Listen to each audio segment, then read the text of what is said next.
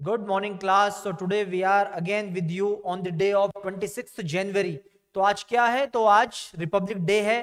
ठीक, गणतंत्र दिवस आज पूरा देश मना रहा है। और कौन सा गणतंत्र दिवस है? तो भारत अपना 76वां गणतंत्र दिवस 76th रिपब्लिक डे अपना आज मना रहा है।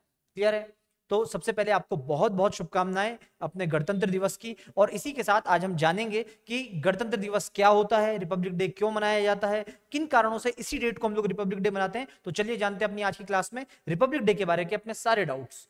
ठीक, तो स्टार्ट करते हैं। तो पहला, why we celebrate the republic day. पहला क्वेश्चन तो यही आता है कि हम रिपब्लिक डे मनाते क्यों हैं, क्या इसके पीछे का रीजन है, क्यों मनाया जा रहा है गणतंत्र दिवस। तो on this day the constitution of India came into the effect in 1950।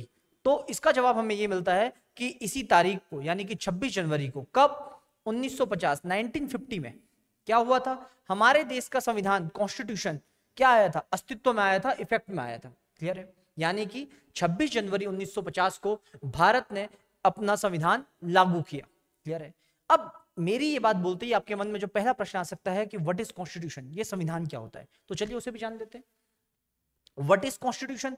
तो कॉन्स्टिट्यूशन क्या होता है, इसके जवाब पे जब हम जाएं तो हमें पता चलता है कि constitution is the philosophy of any country. सबसे पहले क्या होता है कि कॉन्स्टिट्यूशन किसी भी देश का दर्शन होता है। क्या होता है? फिलॉसफी होती है, दर्शन होता है। ये ध्यान देना है, फिलॉसफी होती है, फिलॉसफी मतलब दर्शन, दर्शन होता है। क्या मतलब होता है इसका कि संविधान किसी भी देश का दर्शन होता है, फिलॉसफी होता है। समझिए, ठीक, जिस भी कंट्री को जिस तरीके का देश बनाना है उसकी फिलॉसफी उस तरीके की होगी और अपनी फिलॉसफी पे बेस्ड पे उस तरीके का सिस्टम का निर्माण करेगा। उसी को हम लोग कॉन्स्टिट्यूशन कह देते हैं। जैसे अगर मैं भारत की बात करूं तो भारत एक डेमोक्रेटिक नेशन है, यहाँ पे लोकतंत्र है। ठीक, इसके अलावा हम धर्मनिरपेक्ष हैं, इसके अलावा हम गणराज्य हैं।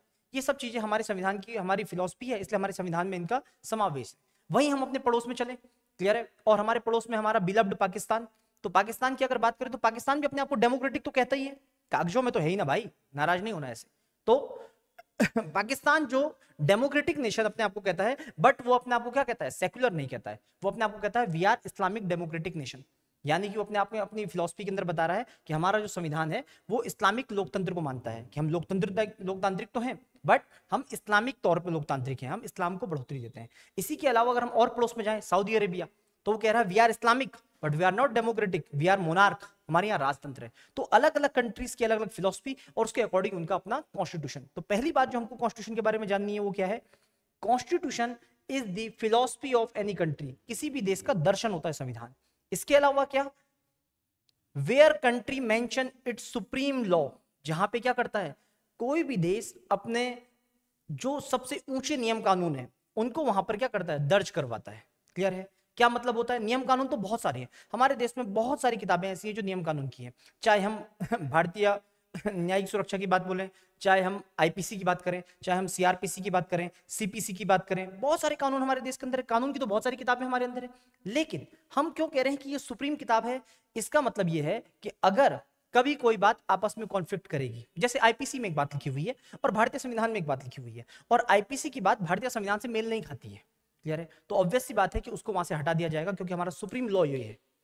क्लियर है? ऐसा नहीं है कि आईपीसी में क्योंकि ये बात लिख दी गई है इसलिए कॉन्स्टिट्यूशन में भी उसको डाला जाएगा, नहीं, ये नहीं है। लेकिन अगर कॉन्स्टिट्यूशन में वो चीज है और आईपीसी के अंदर नहीं है तो उसको चेंज किया जाएगा, या फिर बीएनएस के अंदर नहीं है, क्लियर है, भारतीय नागरिक संहिता के अंदर नहीं है, तब भी उसको क्या किया जाएगा? चेंज किया जाएगा। ये बताता है सुप्रीम लॉ है। तो कॉन्स्टिट्यूशन क्या है सबसे पहले किसी भी देश की? तो constitution is the philosophy of any country. इसके अलावा कॉन्स्टिट्यूशन क्या है? तो where country mention its supreme law, जहां की क्या कर रहा है कंट्री? अपने देश के सर्वोच्च नियम कानूनों को रख रही है। क्लियर हुआ? इसके बाद अगला क्वेश्चन जो हमारे दिमाग में आता है कि अगर हम कॉन्स्टिट्यूशन को किसी भी देश की फिलॉसफी कह रहे हैं तो हमारे देश की फिलॉसफी हमने कब अडॉप्ट की, किस किस तरीके से हमारे देश का संविधान बनता चला गया, इसकी कहानी क्या रही, तो उसको हम लोग देख लेते हैं अपने इस सेक्शन में, जहां पे हम पढ़ेंगे हिस्ट्री ऑफ इंडियन कॉन्स्टिट्यूशन की, भारतीय संविधान का इतिहास क्या रहा, भारतीय संविधान का इतिहास क्या रहा। तो चलिए स्टार्ट करते हैं भारतीय संविधान का इतिहास। तो Indian constitution was made by the constituent assembly. देखिए सबसे पहले यहाँ पे जो जानने वाली बात है, बहुत से लोग अक्सर कह देते हैं कि भारत का संविधान किसने बनाया, तो सीधा सा उत्तर आता है कि बाबा साहब भीमराव अंबेडकर ने भारत का संविधान बनाया। शायद कुछ लोगों को बुरा लगे, लेकिन तब भी हम बोलना चाहेंगे ये बात सत्य नहीं है, ये बात सत्य नहीं है। क्यों सत्य नहीं है? भारत का संविधान जिसने बनाया उसका नाम है कॉन्स्टिट्यूएंट असेंबली, संविधान सभा है। क्या नाम है?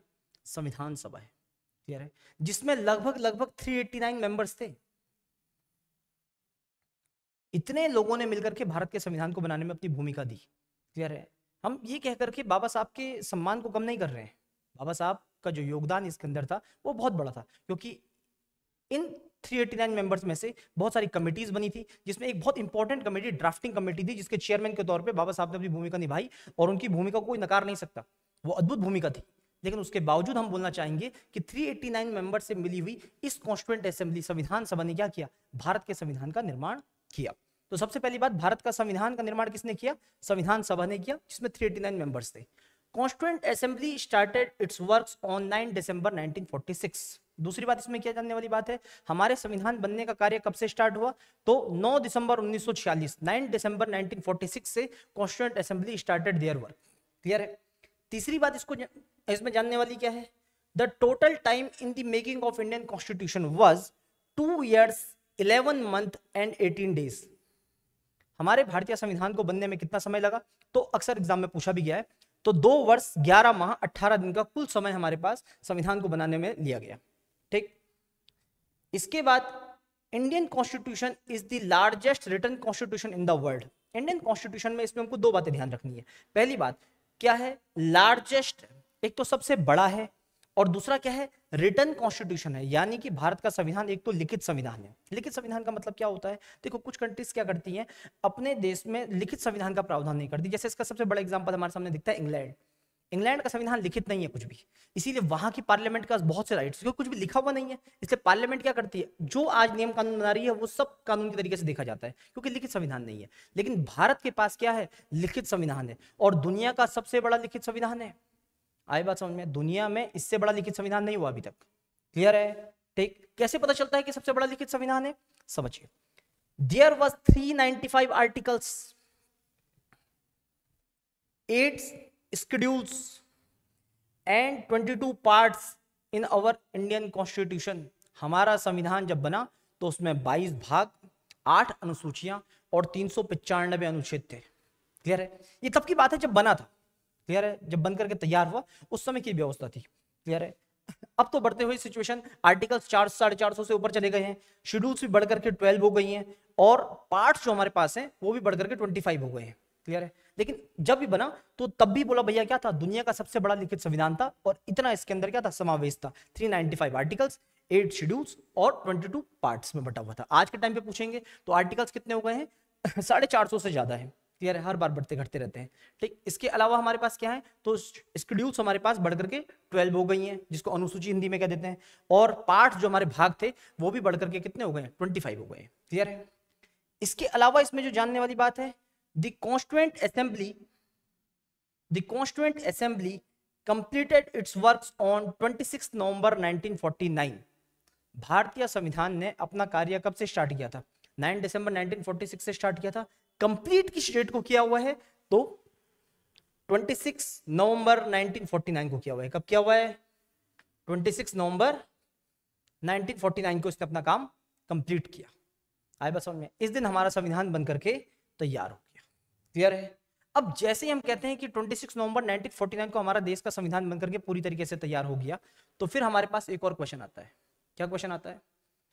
क्वेश्चन ये है कि why India not celebrated it's Republic day on 26 नवंबर। एक कंफ्यूजन है, एक कंफ्यूजन बनता है कि हम कह रहे हैं कि रिपब्लिक डे इसलिए मनाया जाता है क्योंकि इस दिन से हमारा संविधान लागू हुआ। चलिए ठीक, मान लिया। और हम खुद ही इस बात को कह रहे हैं कि हमारा संविधान जो बनकर के तैयार हुआ वो 26 नवंबर 1949 को हुआ।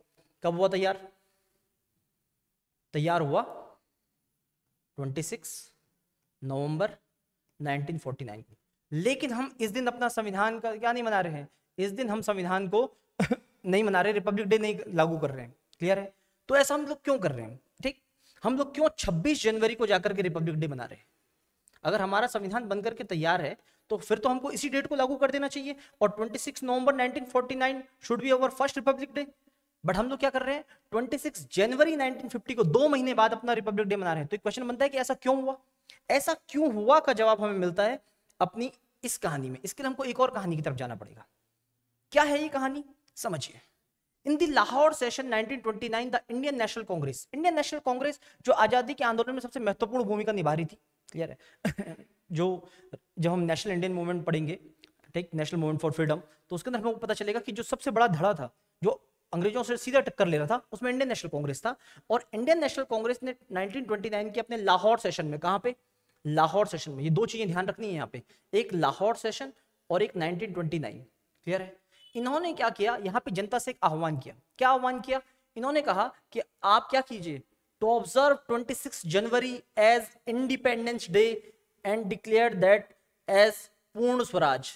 इन्होंने जनता से कहा कि आज से आप 26 जनवरी को क्या करें, एज अ इंडिपेंडेंस डे मनाएं, स्वतंत्रता दिवस के तौर पे मनाएं, और इस दिन को हम लोग हिंदी में नाम देंगे पूर्ण स्वराज दिवस, क्लियर है, ठीक। क्यों दिया, इसके पीछे का क्या रीजन था? 1930 में तो ऐसी कोई सिचुएशन भी नहीं थी, ना हमको इंडिपेंडेंस मिली थी, फिर क्यों था? देखिए, हमको सिचुएशन को समझना पड़ेगा। हर आंदोलन बहुत लंबा नहीं चल सकता है, हर आंदोलन में जनता हर समय आंदोलन के लिए तैयार नहीं हो सकती है, हर समय जनता लड़ाई के लिए तैयार नहीं हो सकती, क्रांति के लिए तैयार नहीं हो सकती। तो ऐसे में जनता को क्या किया जाए, मोटिवेटेड रखा जाए। मोटिवेटेड रखने के लिए क्या कहा, बोला कुछ मत कीजिए, आप इंडिपेंडेंस डे मनाइए, 26 जनवरी को अपना इंडिपेंडेंस डे मनाइए। जनता ने कहा क्या करें इस दिन, अंग्रेजों से लड़े क्या, मार खाएं क्या उनकी? बोला नहीं नहीं नहीं, कुछ मत करो ऐसा। क्या करें फिर? बोला घर जाओ, अपने बच्चों को बताओ कि 26 जनवरी हमारा इंडिपेंडेंस डे है, एक दिन हम अंग्रेजों से इस तारीख को आजाद होंगे, हम स्वतंत्र होंगे उनसे, क्लियर है। अपने घर में मिठाई बनाओ, अपने बच्चों को मिठाई खिलाओ, क्लियर है। कहीं तुम्हें अंग्रेज दिखे, उसे बोलो मिठाई खाओ। बोला क्यों खाओ मिठाई? बोला क्योंकि इस दिन को हम आपसे एक दिन आजाद होंगे। क्या कह लेगा अंग्रेज? कोई आपको मिठाई खिला रहा, क्या कह देगा उसे? इससे दो काम हो रहे हैं, ठीक, ये छोटी बात नहीं है। इससे दो काम हुए। क्या काम हुए? पहला काम तो ये हुआ कि एक नई पीढ़ी, जो बच्चा अभी छोटा है, उसके लिए 26 जनवरी का डे बहुत इंपॉर्टेंट होता जा रहा है। वो हर साल उस डे उसके घर के अंदर एक त्योहार बन रहा है। उसको समझ में आ रहा है कि एक प्रण हम हमेशा ले रहे हैं कि हमको क्या होना है, इस तारीख को आजाद होना है। दूसरा क्या हो रहा है, अंग्रेज को इससे गुस्सा आ रहा है, अंग्रेजों में फ्रस्ट्रेशन आ रही है, लेकिन मार नहीं सकते, कोई गुनाह नहीं कर रहा है ना। वो क्या कर रहा है, आपको मिठाई ऑफर कर रहा है, आपको खानी है खाओ, नहीं खानी मत खाओ, क्लियर है। और इससे दोनों के दोनों हमारे जो क्या थे उद्देश्य थे वो पूरे हो रहे थे। एक, अंग्रेजों से हम बोला भैया क्या कर सके, अंग्रेजों को चिढ़ा सके, और दूसरा अपनी जनता को मोटिवेटेड रख सके। और ये सिलसिला स्टार्ट हो गया 1929 के बाद से, कि पहला पूर्ण स्वराज हमने 26 जनवरी 1930 को मना लिया। 1929 में घोषणा हुई थी, 1930 से खेल स्टार्ट हो गया। कब तक चला? 1930 से लेकर के 1947 तक India celebrated 26 January as Purna Swaraj day, clear है। गुलाम भारत ने 26 जनवरी को क्या कर दिया, पूर्ण स्वराज डे के तौर पे मनाना स्टार्ट कर दिया, और लगातार मनाता चला गया। दिख रहा है इसमें लगभग बोला भैया 17 सालों का समय चला गया। 17 साल में एक बच्चा बड़ा हो जाता है, और इस समय में क्या हुआ, 17 साल तक एक बच्चा रोज सुनता हुआ आ रहा है कि एक दिन हम अंग्रेजों से आजाद होंगे, एक दिन हमको स्वतंत्रता मिलेगी, India will got independence one day, clear है। अब ये सारी बातें चल रही हैं, ठीक। और अचानक क्या हो गया, 1947 में 15 अगस्त 1947 एक डेट आ गई, ठीक, जिस दिन हमको क्या मिल गई, इंडिपेंडेंस मिल गई। But India got freedom on 15 August 1947, clear है। And now there couldn't be two independence day for one country, और अब एक ही देश के दो स्वतंत्रता दिवस तो नहीं हो सकते थे, है कि नहीं, क्लियर है। अब एक देश कैसे मनाए दो स्वतंत्रता दिवस, बड़ी समस्या है। और कायदे से देखा जाए तो जो रियल है वो तो 15 अगस्त 1947 को ही है, क्योंकि असल में आजादी तो उसी दिन मिली ना, अभी तक तो बस खेला हो रहा था, क्लियर है, ठीक। तो अब क्या किया जाए, ये समस्या सबसे बड़ी थी, ठीक। और ऐसे में इन्होंने कहा चलो अभी तो चलने दो मामले को, ठीक। 1947 चलने दिया, 48 चलने दिया, 49 चलने दिया। 1949 को जैसे ही आई डेट, वही हमारी पुरानी डेट, कौन सी डेट, 26 नवंबर 1949, ये जो डेट हमारे पास आई, क्लियर है।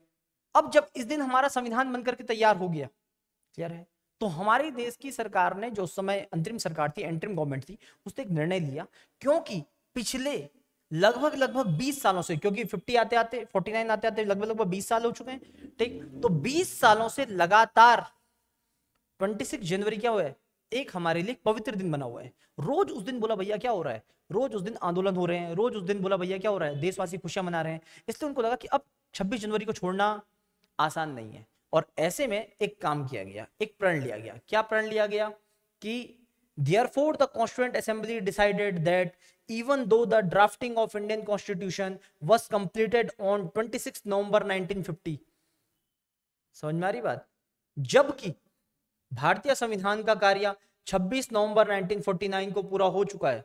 ठीक, ये गलत है, 1949 आएगा यहाँ पे।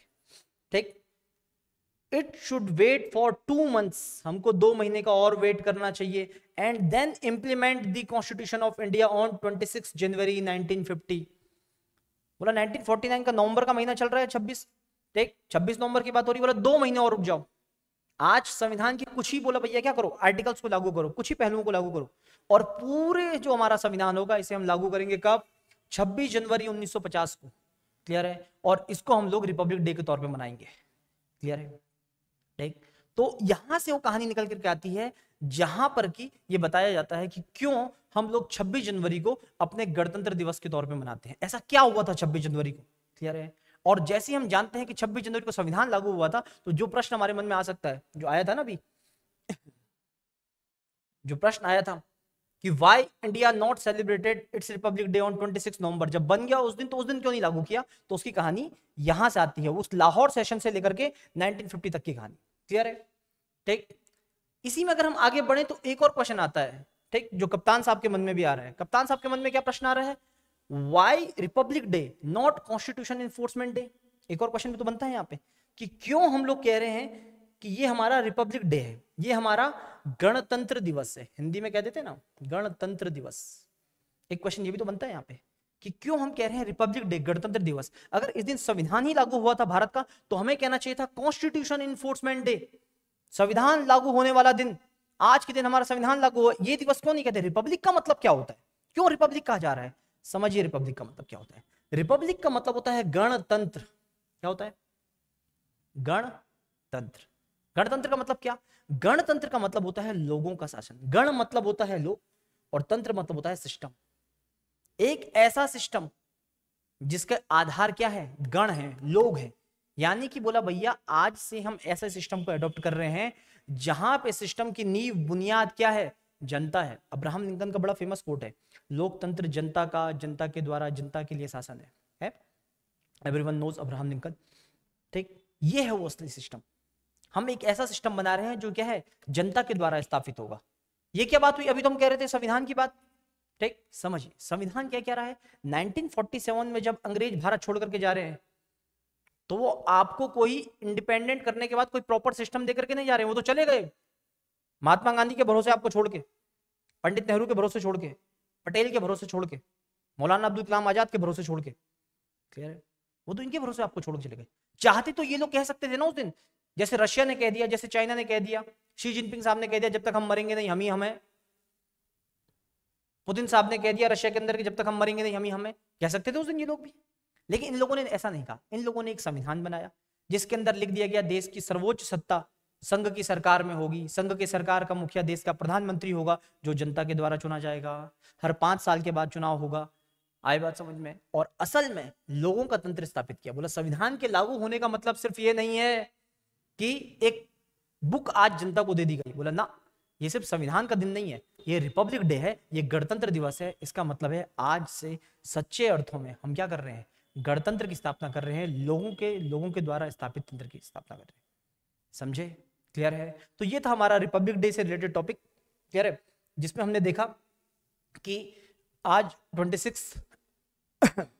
26 जनवरी को हम लोग अपना रिपब्लिक डे मनाते हैं। रिपब्लिक डे क्यों मनाया जाता है, क्यों इसी डेट को मनाया जाता है, और इसको लेकर के क्या हमारी अभी तक हिस्टोरिक हिस्ट्री रही है। क्लियर है? हमारा बैकग्राउंड क्या है, हिस्टोरिक बैकग्राउंड क्या है इसको लेकर के। क्लियर है? तो ये सब चीजें हम देख चुके हैं। क्लियर है? आगे मिलते रहेंगे अपने इंपॉर्टेंट टॉपिक की सीरीज में। जल्द मुलाकात करते हैं। जुड़े रहें tripod academy Dehradun. Thank you.